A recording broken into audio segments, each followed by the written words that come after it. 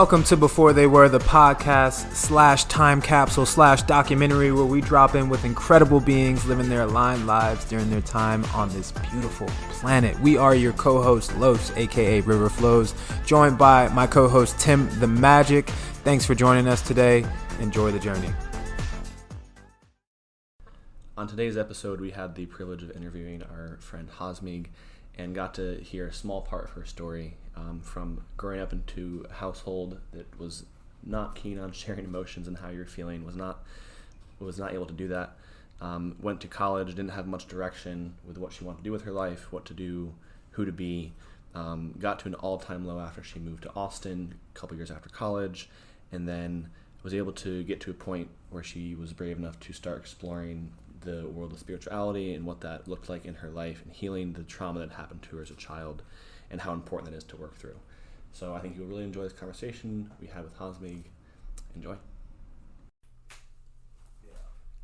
We just pick up from anywhere because we're going to edit. Oh, okay. Shit. Whatever. Okay. Don't feel nervous. There's nothing to feel nervous about. I'm not sure what episode this is, but that's fine. We'll put that in the thing before.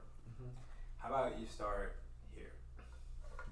If you had to describe where you are in life right now, however you want to describe that, where are you right now?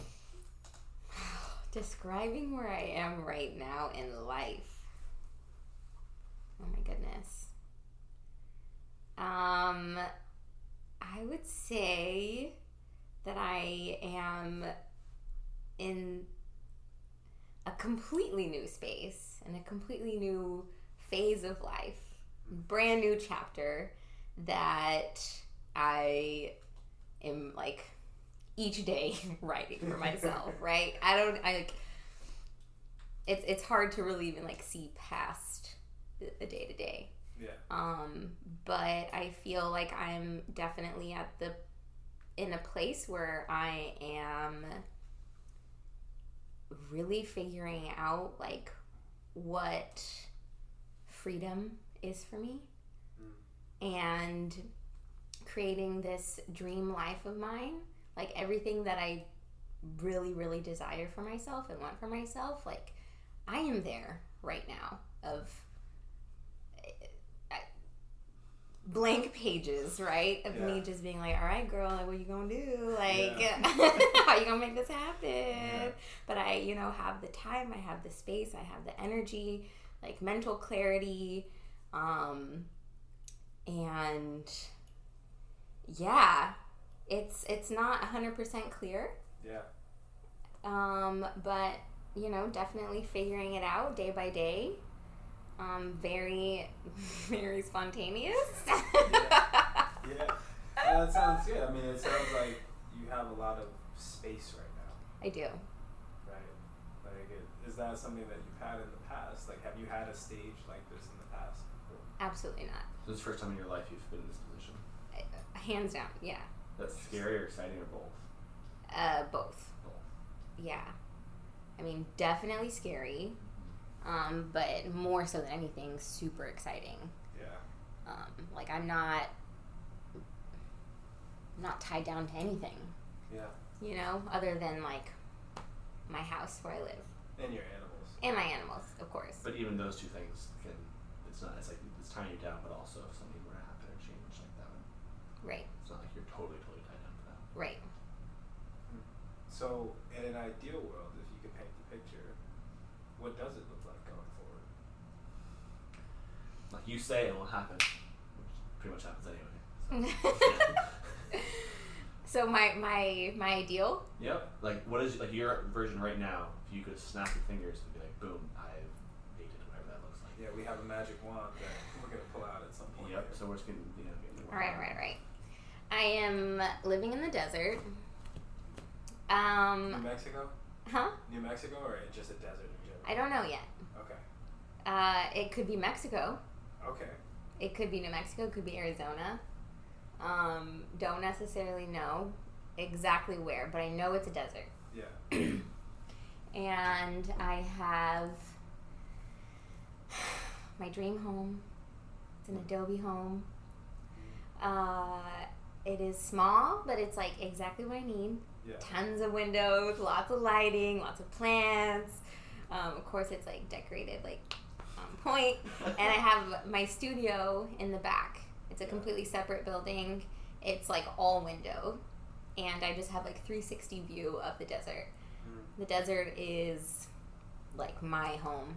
That's like where my soul feels most like myself, most inspired, most creative, most at peace, most like invigorated. Like Really? the desert is home. And that's recent, yeah? Like that realization came to you? Yeah. What was that like? Because when I think of the desert, I think of barren wastelands. Place that I have no desire to go. It's too hot in the day. It's too cold at night, right? Like, so what sparked that for you? Like, what was that? The desert is magical. Like pure magic. This first like realization came to me was last year. Yeah, it was recent. It was 2021. Yeah. For my birthday, I took a solo trip to Sedona. Yeah. And it was like the first solo trip that I've ever done. And I went with no plan. Like little to no plan. The one thing that I had booked was that I was gonna go on a hike with a shaman that I found through like a YouTube video. Right. And I was like That's a good idea to do. I was like, I'll do that. Cool, yeah, I'll book that. All right. And so I did that, and I had my Airbnb, and I rented a car, and like that was it. And I flew into Phoenix and took the drive to Sedona, and like that in itself was like the beginning of like, holy shit, like this landscape is incredible. Like you're just driving down the highway, and you're just like, I mean, the trees are cactuses. Cacti? Cacti. It sounds weird, but it is. Or just like giant cacti, and like one of my favorite things about the desert is just like the ever-changing landscape. Yeah. And so you can go on a drive, and like it never fails to like amaze me on like how quickly it can change and how different it can look. And anyway, when I like finally got into Sedona, that's when I was completely blown away. I was like, holy shit. Like the view from the gas station was nuts. Like just this red rocks up against like the green from like the greenery. Yeah. And completely like breathtaking. Yeah. And it was such an incredible trip. Like, again, I had no plan, but every single place that I went, I met someone that then led me to the next thing that I had to go to. And the entire trip was guided that way. And it just felt like I was completely held and like guided and protected. And I mean, multiple times throughout the trip, like I would just find myself crying. Because I felt so just lit up, so grateful, like so in awe of the beauty of the desert. Like, I mean, it is gorgeous. Yeah. And it absolutely is hot, right? Like, so is Texas. That's like, where we live currently right now. It's not exactly winter time. It's not even cool at night. It's still super hot. Yeah. And it's nice to have like that drop in weather at night. But you just wear a hat, wear sunscreen, you're good. You just make it through. You make it through. But yeah, I think, God, there's so many things that happened in that trip. I don't even know where to begin. But one of the coolest things that happened was that I went on a hike that I was recommended by this person who I had met at this shop. I was just trying on a bunch of contra belts because I've been on the hunt for a contra belt. You did find one that was incredible, though. But I didn't buy it. I know, but like $1,000 or something. Like, but I found it. Yeah. But you found it, though. I did. So now you have more variable kind of. Cut to 5 years from now, where she comes back and she's like, "I have that belt." Oh my God, I am like, I hope that belt is still there. Is it in Sedona? No, that one is in Marfa. Marfa. The most incredible belt. It'll be Anyway, where was I going? Oh yeah. So I was trying on a bunch of stuff, trying on jewelry because I can't get enough of jewelry. So I was just like chit chatting with them, and they told me that I had to go on this one hike, and I was like, okay. So I had also brought jewelry with me because I wanted to just like photograph the pieces that I had like in the desert, like up against this like beautiful scenery. Yeah. And so I go on this hike, and it's hot. It is definitely hot that day, but it's so incredibly gorgeous. I don't really know like where I'm going to. I just know that I'm going until it ends, right? And so then I get to the end, and I see that I can like continue climbing up the rocks. I'm like, I'm just going to continue up. So I continue climbing, get up higher, and I was just like, oh my God, like this is the spot. And I'm just like sitting there like by myself, just like looking out, and it's absolutely gorgeous.